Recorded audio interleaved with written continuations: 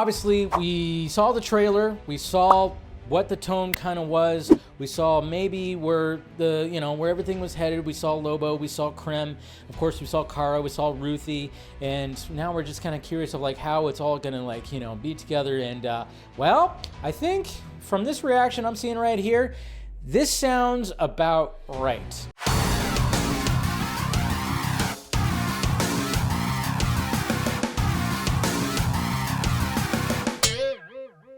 Supergirl screening. Yes, folks, we've reached that point where there are test screenings happening for the Supergirl movie.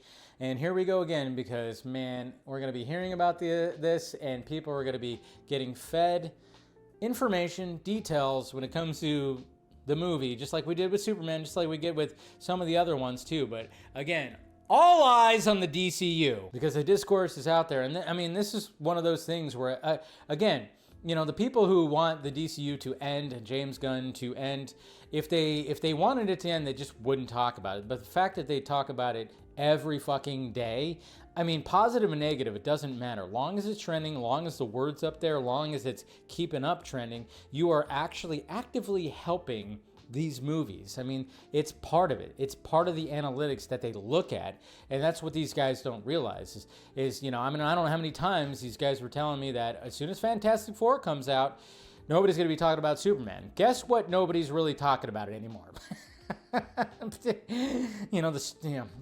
So yeah, we got BobaTalks. We got some other people that were mentioning this screening that was happening. So a little bit of details right here. Give it a little bit of details, because obviously, we saw the trailer. We saw what the tone kind of was. We saw maybe where where everything was headed. We saw Lobo, we saw Krem, of course we saw Kara, we saw Ruthie, and now we're just kind of curious of like how it's all gonna be together. And well, I think from this reaction I'm seeing right here, this sounds about right. So overall, what he heard, this person really loved Superman and liked Supergirl. 7 out of 10 in the current state. Positives, Amelia Alcock and Jason Momoa as Loba are great. The emotion hit.